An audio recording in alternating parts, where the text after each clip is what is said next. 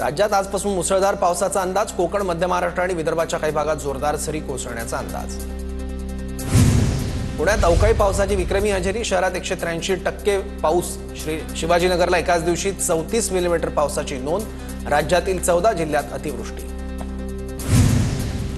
Bogus आणि निकृष्ट खत विक्रीबाबत सर्वाधिक तक्रारी महाराष्ट्रात. गेल्या 2 वर्षात महाराष्ट्रातून 3547 तक्रारी दाखल.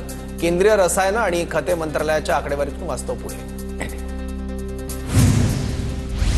11वी प्रवेशाच्या पहिल्या फेरीचं वेळापत्रक जाहीर. यंदा पहिल्यांदाच 11वीची प्रवेश प्रक्रिया केंद्रीय ऑनलाईन पद्धतीने राबवण्यात येणार.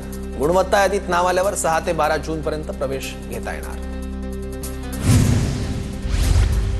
राज्यातील तब्बल 8,000हून अधिक गावात शाळाच नाही. केंद्राने शैक्षणिक परिस्थिती सुधारण्याचे दिले निर्देश. 6,563 गावं उच्च प्राथमिक शाळेपासून वंचित, तर 1,650 गावं प्राथमिक शाळेपासून वंचित. मुंबईच्या प्रभादेवी पूल प्रकल्पग्रस्तांचा उपोषणाचा इशारा. प्रकल्पग्रस्तांना 19 इमारतींच्या समूह पुनर्विकासाच्या शासन निर्णयाची प्रतीक्षा. शिवडी वरळी उन्नत प्रकल्पात बाधित होणाऱ्या 19 इमारतींच्या समूह पुनर्विकासाची मागणी. एचओची तंत्रज्ञानामुळे मध्य रेल्वेची 170 कोटींची बचत. मोठ्या प्रमाणावर इंधन वाचवणं आणि कार्बन उत्सर्जन कमी करणं शक्य झालं. पुणे विभागात 2 वर्षात धोकादायक स्थितीत रेल्वे रूळ ओलांडल्यानं 640 जणांचा मृत्यू. मागील वर्षात 318 जणांचा मृत्यू. रेल्वे प्रशासनाकडून कडक कारवाई करण्याची मागणी.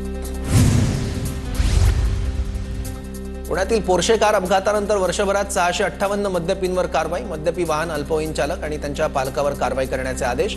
पुणे पोलिसांकडून वेळोवेळी नाकाबंदी आणि मोहीम राबवून कारवाई. मुख्यमंत्री 100 दिवस कार्यालयीन सुधारणा कार्यक्रमात झोपडपट्टी पुनर्वसन प्राधिकरण सर्वोत्कृष्ट. 95 प्राधिकरणांमध्ये आला झोपडपट्टी पुनर्वसन सर्वोत्कृष्ट.